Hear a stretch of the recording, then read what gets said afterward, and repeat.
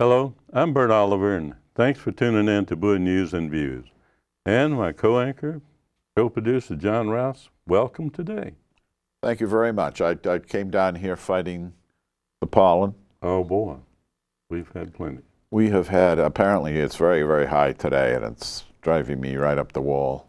I know it, and you know, it has all these sad symptoms with it, and I can't. I went by the doctor's office for another reason, and he gave me some medication, but I hate to take it. Yeah. But you know, you'd think you'd be spared a little bit inside the house. Well, what we should do, Bert, is just sit down and smoke a couple of joints. Oh, that might be. You know, that probably is the answer, instead of all this other stuff. Yeah. I found some oregano. It looks the same. Oregano, I don't think it'd have quite the same effect. But you know, John, we've been doing this now quite a while, and I consider today a break. Yeah, it is a break. We've had guests. Let's name a few. This year, even, we had Steny Hoyer. Yeah. Doug Peters just recently. Yeah, Mike DeMario and Dick Logue, former Mayor Dick Logue. We've had, I think, every single member of the city council. Right. No, Jimmy Marcos. Jimmy, that's right. Jimmy's afraid to come on. He admitted that to me. I was having lunch with Kathy Coakley and Betsy Burian the other day at his restaurant. And I said, why do you always keep shunning our invites to come on the show? He says, because I'm afraid of you. Now, can you imagine that? Two likable old guys like us. I mean, who could be afraid of us? I'm sure he was talking about you, John. And we've got former Governor Paris Glendenning will be coming on next month. That's good. In May. Look forward to see Paris. We've had a goodly mix of people, you know, business people and political people and fun people.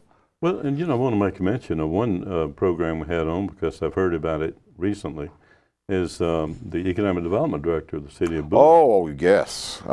John Henry King. Right. And, you know, I have to give him credit, boy. He knows his stuff. Represents the city very well, and it was it's one of those things that we feel pretty good about, is some of the information there. It would have taken a lot of newspaper space to give that information out. What's happening in the business community. Yeah. And well, he said things that I have never seen in the local newspapers. Sure, not at all. No. And we got the Real Store Marketplace. Yeah. And Hilltop. And the fact that he brought up that I didn't know before, that all of these shopping centers, Route 450, in the original planning, they had a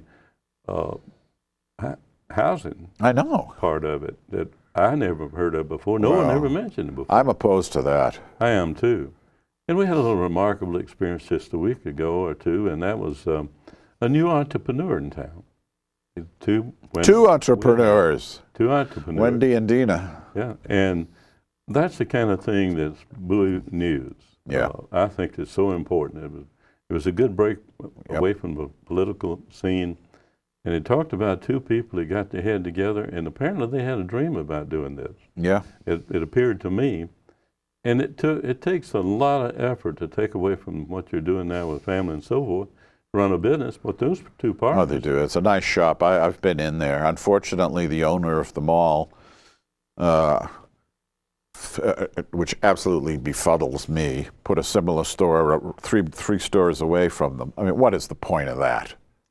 It makes sense to me. Doesn't make any sense whatsoever.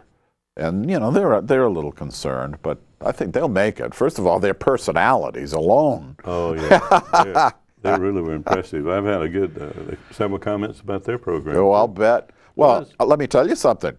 The hits on that are in the hundreds on YouTube. Uh-huh. And Doug Peters will be glad to hear. He was so shattered that other people had broken his previous record. He now has it. Oh, has? Yeah, he's had over 400 and some odd hits. Wow. Yeah, so he'll be happy. Now, maybe that's his son sitting there all night replaying them. I don't know. I don't know if you can do that or not. I doubt it, but you're right. And, of course, you know, you advising people through an email address. Yeah, I do. I think if there's somebody on, send it out. And this is a very select mailing list. It's people that I know in general. It's not mass mailing. Last week it produced apparently a reaction from Mr. Holmes, Marvin Holmes, Delegate Marvin Holmes, who wanted to dispute with me what I said about on the show about he and Jim Hubbard, but unfortunately the poor soul hadn't watched the show. So there was really no way we could discuss it since he hadn't seen it, so I'm sure he went and saw it and said, oh well, there's nothing wrong with that, so I won't say anything. No, and it's our view of a situation is very important. That's why we planned this program that way. News and views. And looking at the recent legislative updates here, I'm not so sure how well these things serve us, but there was one or two I wanted to mention about the Job Creation and Recovery Tax Credit, and that was signed into law already. Okay. And John, it grants a $5,000 tax credit to employers each new hire of unemployed individuals from March 25th to December 31, 2010. This is in the state? That's the state. Now, there may be some federal things. Gee, maybe I can get somebody to hire me, Bert. Well, there's an incentive now, of course. $5,000 for me. Go ahead. I think that's a great incentive, a great idea. Now, it's the kind of thing that costs after an action's done. $5,000 if you hire someone, and I'm sure there's some rules of how long or what kind of commitment. It's not a part-time job and so forth. Yeah. And this sort of legislation, John, is important, I think, for us to consider citizens, because it'll work. You'll see right away whether it's working. And the money goes out if it works. Yeah. If you hire you, if you get a job, that employer gets the tax break, that'll take off their, assume it's state taxes. Yeah. Come from. It works. Yeah. And if it doesn't work, you don't pull that funds down. And I'm sure there's some other things that are so much different, but you might. Well, the finances of the state are in a mess. They are, and this has really not changed a and lot. Don't you love the fact here we're going to have a choice between Ehrlich, who started the mess, and and O'Malley, who continued it? I mean, what a choice! I wonder if somebody will jump in. Doubt it. No, probably not. It's going to be those two. There was a survey, I'm not sure from where, so I can't qualify it about who did it, that says all of a sudden it's a neck-and-neck race. Neck and neck. And that's a week after Ehrlich announced. Now, there's something wrong there, John, that O'Malley would have that kind of competition that suddenly. I don't think, no. I just don't think O'Malley did a very good job. I don't either, and a lot of other people feel the same way. There wasn't a lot of hoorah about what went on in the legislation this year, and it seems to be that we've got a lot of county people having the same kind of indifference because there's going to be very few around this election time, and inaction, it appears to me, occurred. And of course, it may not have hit the paper. This happens to be the local Bowie Chamber of Commerce blurb about it. And at least it's some information. A lot of it there is helpful to business people to have in their Trade Lines newsletter. Yeah.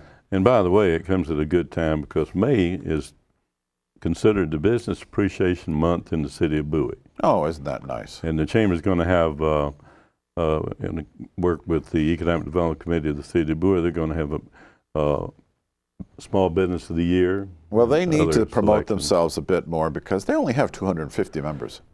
Yeah. And there's a heck of a lot more than 250 businesses in this town. One of the things that aggravates me is, you know, these big box places come in. They take the money from us.